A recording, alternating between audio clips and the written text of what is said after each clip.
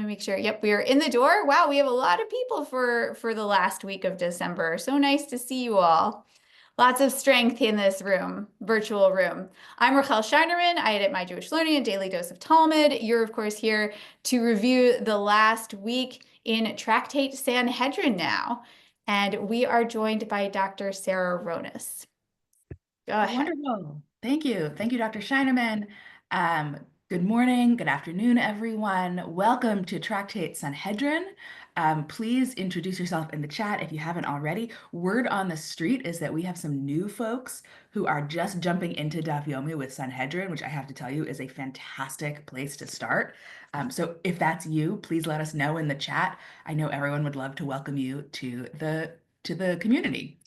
I also want to know what's been most interesting or engaging for you in your first week in our new tractate. I know a lot of folks were ready to leave the Bavas, so I'm really curious what's jumping out at you from the next tractate. So Tractate Sanhedrin shifts us from civil law to criminal law, and it starts with how rabbinic courts are structured when they're trying different kinds of cases. So we started out this week talking about how large a court is required to try different kinds of cases. What are the smallest legally valid courts? Whether a judicial panel can have an even number of judges. Then we had this really interesting, almost side discussion about whether we follow the traditional vocalizations of the Torah or whether we can derive law from alternative vocalizations. We we concluded that in the case of civil law, unlike criminal law, you can actually have only one judge if the plaintiffs agree. We explored the importance of being really clear in expressing or explaining rabbinic rulings so that the community can't extrapolate to wrong conclusions in other cases. Made me think a lot about Amelia Bedelia and how various kinds of phrases can mean more than one thing if we aren't clear. Um, we concluded that you need to have your ability to express yourself clearly approved by your teacher in order to be able to judge. We discussed how judges are appointed and authorized to judge. We discussed mediation as an alternative to the court system.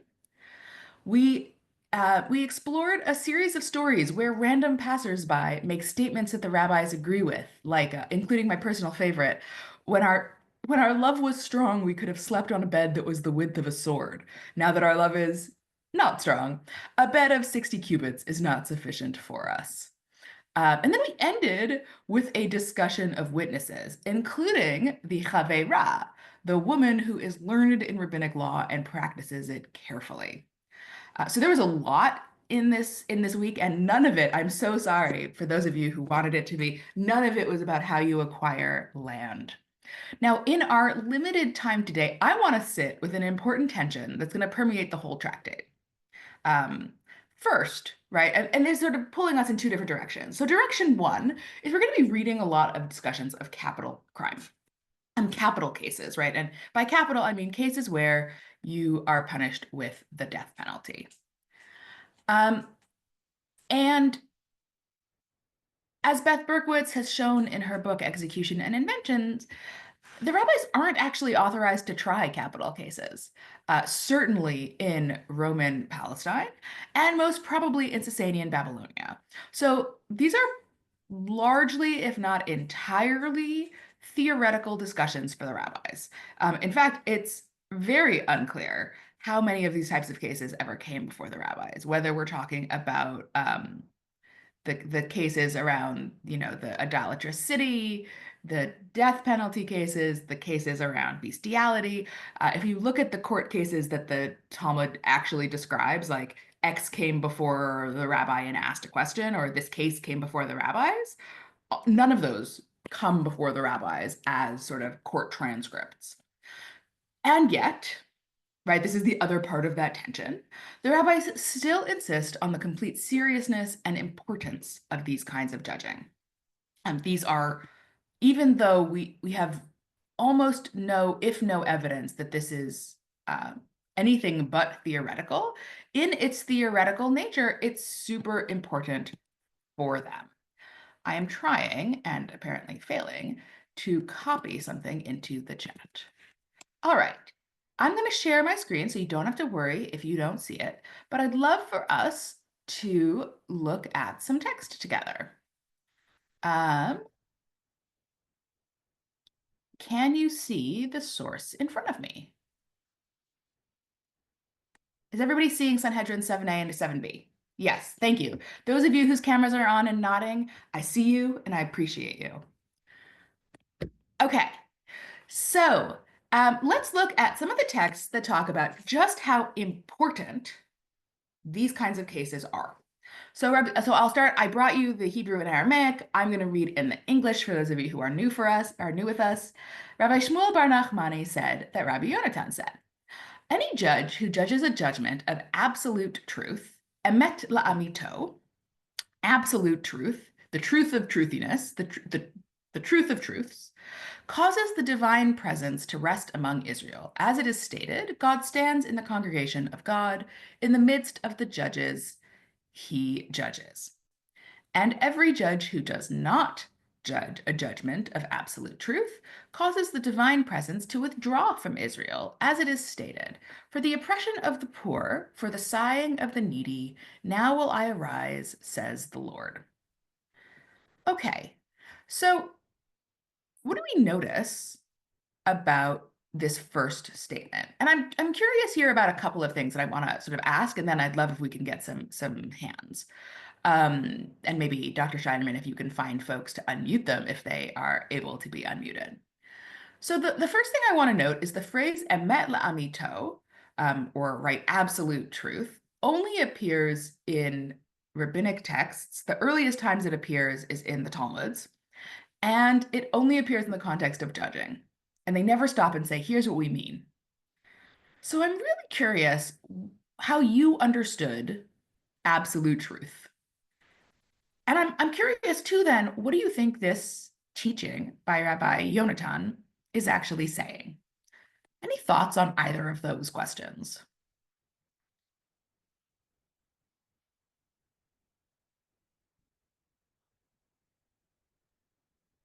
Can you read the chat? Dr. Honest Lynn says it's interesting that absolute truth seems to exclude nuance. So, you know, I want to maybe rephrase your comment, Lynn, and say, is absolute truth different from nuance? Or is absolute truth including nuance? Is that different from, the strict law? And I don't know the answer, right? In fact, whenever I find a word in the Talmud and I'm like, I wonder what that means, I do a search of everywhere else that word shows up to figure out if I can determine from context. And because this phrase only ever appears this early in the context of when they say one who judges absolute truth, it's hard to know what it means. And is it different from the letter of the law? I don't know. Carol, I see your hand. Can we unmute Carol?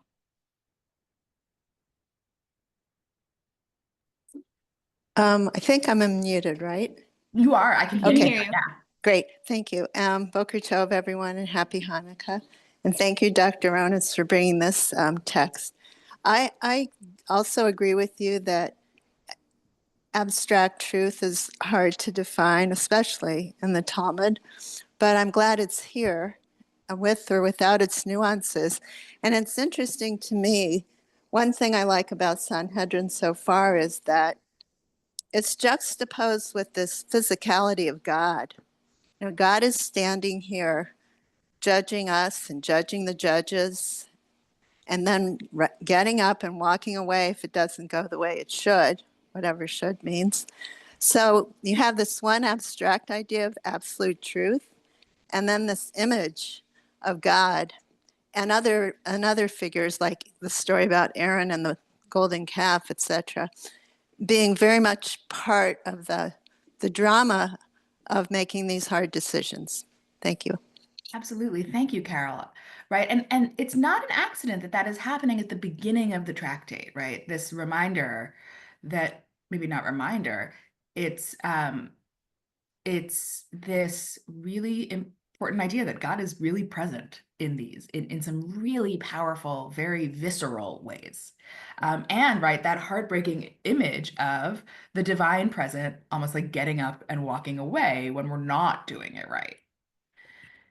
Now, I wanna flag Sharna asked, "Is this about truth versus peace?" Now we read on Daf Vav, right? So on page 6, we read about mediation versus judgment. This isn't the word for judgment, though, right? So it's peace versus justice or judgment, but this is truth, and that's a really specific term. Now, Lynn, I see in the chat also asked, whose truth, right? What is the truth upon which we are doing the judging? And I see somebody, Mark in the chat suggests, is this reference to Greek philosophy like Aristotle and others?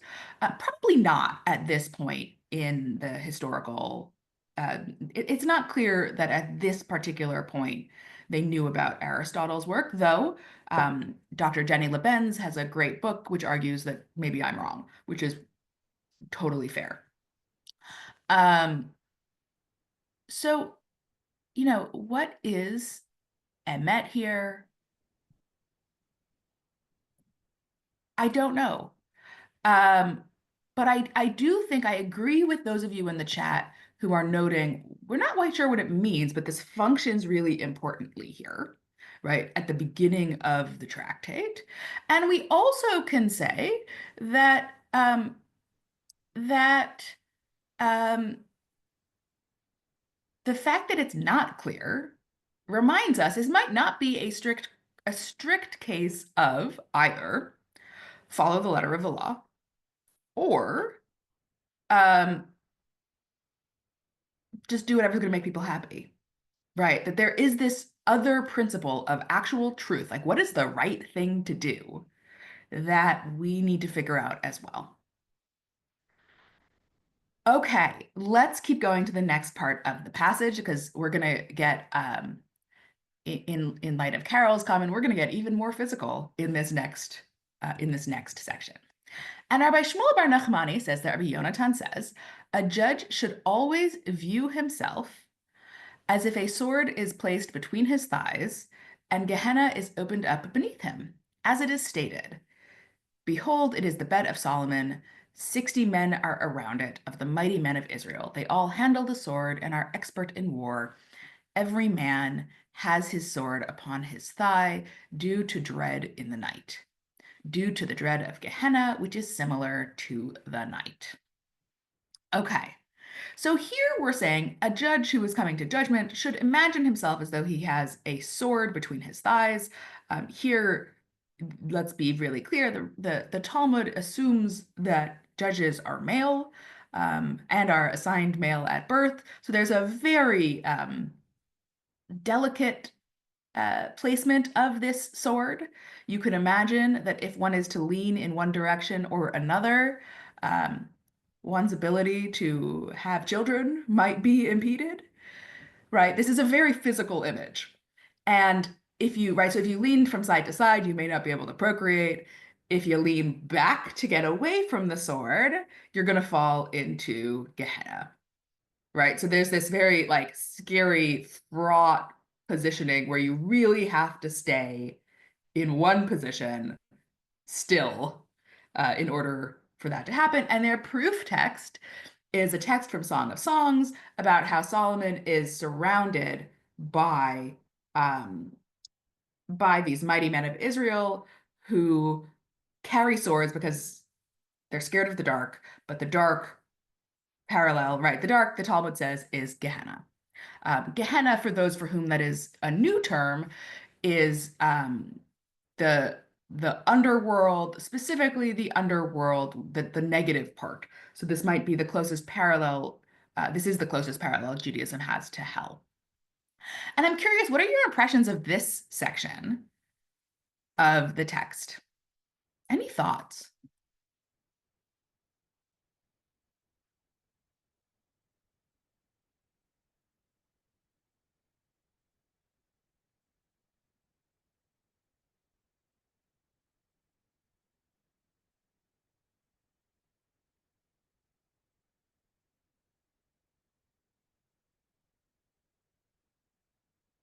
So Sharna connects this to a phrase which you may often find at the front of synagogues, know before whom you stand. And I think that's a really good point, or in this case, know before whom you sit as a judge. Yeah. Um, Janine notes that being a judge is dangerous. And Aaron says, and I think this is a really important point, we haven't yet seen any encouragement to be a judge. Well, unless you want to bring the divine presence to Israel, right? I don't see any personal benefit to being a judge yet. But if you believe that to do justice work is to bring God into the people, you might say it's worth the risk. Any other thoughts about this? Who judges the judges, asks Rob. Well, I think our answer here is God. And watch out, man. Mm-hmm. Oh, Bruce, this is a really interesting point. So Bruce notes, quoting one of my favorite philosophers, Uncle Ben from Spider-Man, with great power comes great responsibility. Right. And so Bruce says, use it carefully. The benefits must have been so obvious to the rabbis, they didn't feel the need to discuss it. And given that the rabbis see themselves as the judges, right, they functioned as rabbinic judges in both Roman Palestine um, and in Sasanian Babylonia. Um, yeah, the, this would have been their jobs, right? So I think we can see a bunch of ways where it would have benefited them to enact both in the sense of they had a position in the community of communal leadership, and in the sense of if you believe that rabbinic law is the way to live in the world, enacting that in your community is a really powerful thing to do. So let's keep going. We're going to look at the third section that I brought, right? And you can see from the ellipses that I didn't bring the whole thing. I brought some sections. When Rav Dimi came, so when Rav Dimi came from the land of Israel to Babylonia, he said, Rav Nachman bar Kohen interpreted homiletically. What is that which is written? The king by justice establishes the land, but he who exacts gifts overthrows it.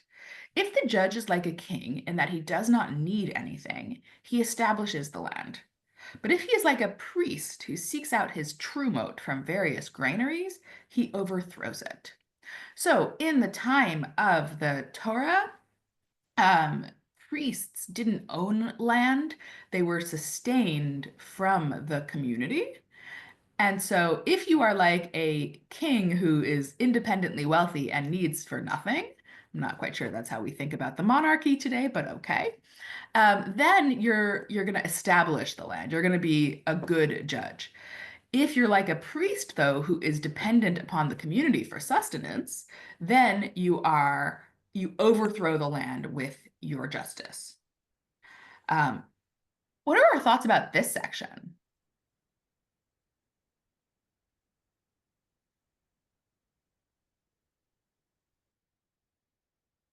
So Aaron notes this is about conflict of interest. Absolutely.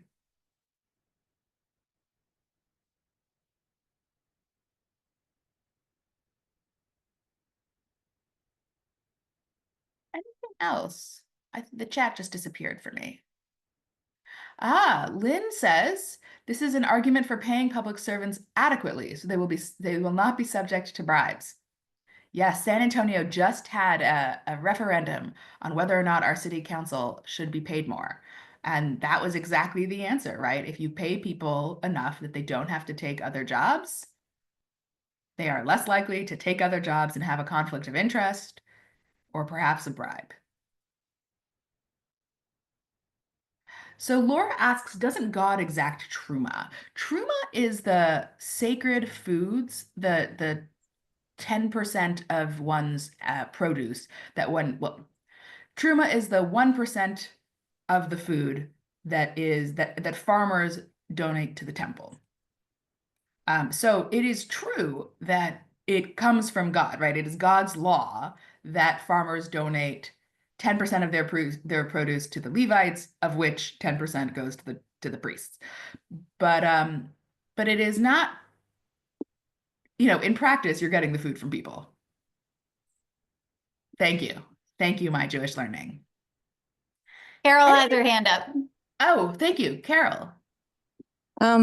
So Dr. Ronas, this passage, like the other ones and you've brought and others in Sanhedrin, seem to me to be making it very clear to anyone who wants to be a judge or thinks that they are capable of that very important position, should know about all the possible dangers, whether it has to be with figuring out what absolute means in the case of truth, especially dealing with capital punishments, or in this case, being above corruption, which, as we know, has been an age-old enhancement for some.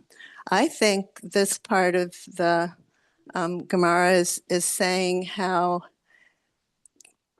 few people are capable of taking on this important role because the consequences are very, very serious. And if you can get through this part, well, then they might talk to you about the benefits. But first, know how difficult this job is. That's how I see it. Thank you. Thank you.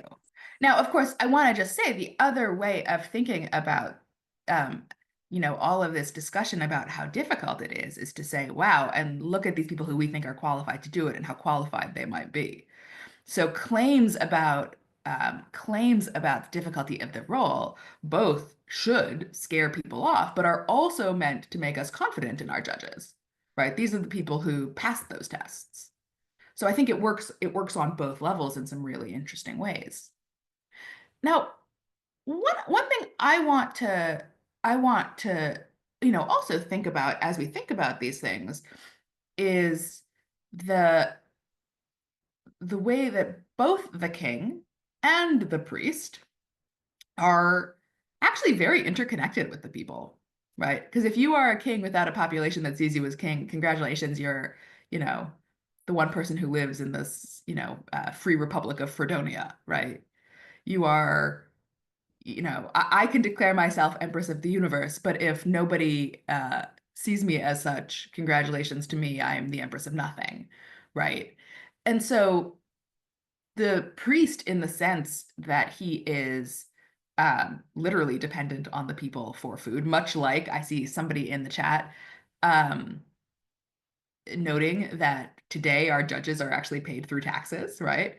They are interconnected with us by right, we see them as such, but also the priest is interconnected with us in terms of money. And I will say, if you in terms of sustenance, and I will say, if you read any of First or Second Kings, the kings in that time were also dependent on us for taxes.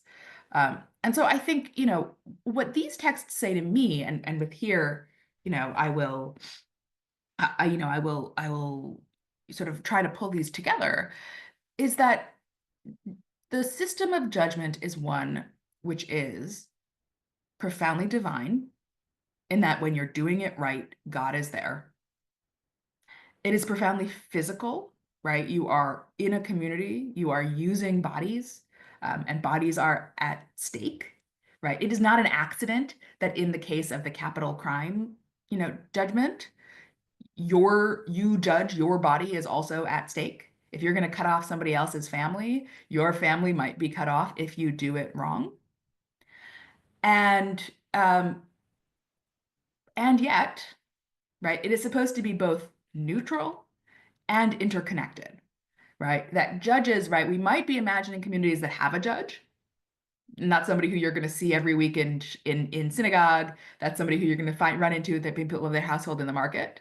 But even in places where the judge is traveling, they get put up somewhere, right? If you're a rural town that has a traveling judge, well, they're going to have to stay somewhere while they're there. They're going to eat food while they're there, right? That the system of justice is profoundly interconnected with the Jewish communities in all of these places.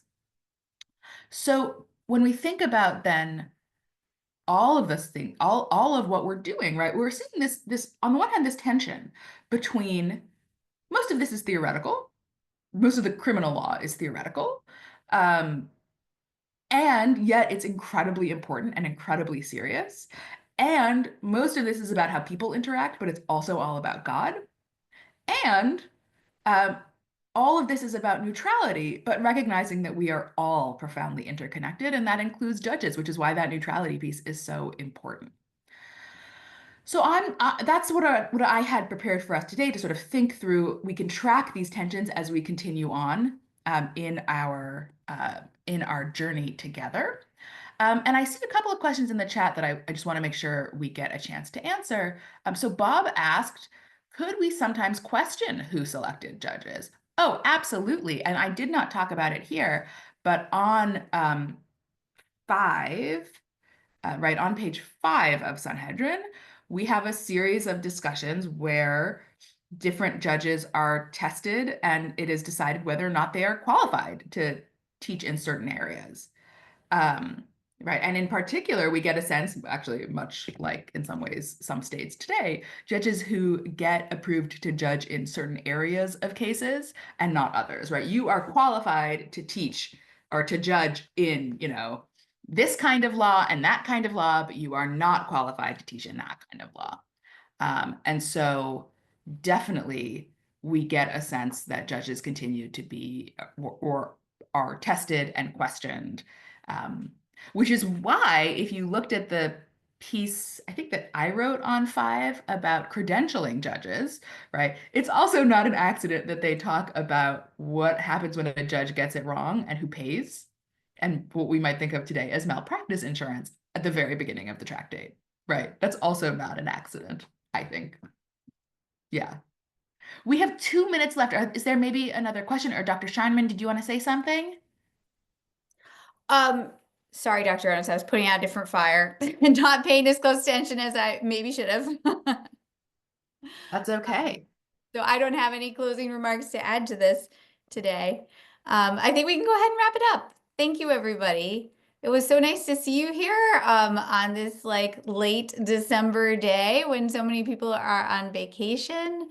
Oh, thank you, Dr. Ernst, for mentioning Jenny Lebenz's book and Beth Berkowitz's book. She, of course, wrote the one on death penalty, which is a huge portion of this tractate and a really interesting I rabbinic don't have discussion. it Are we going to behind have a me. show and tell here? It's at my home. It's in my work office.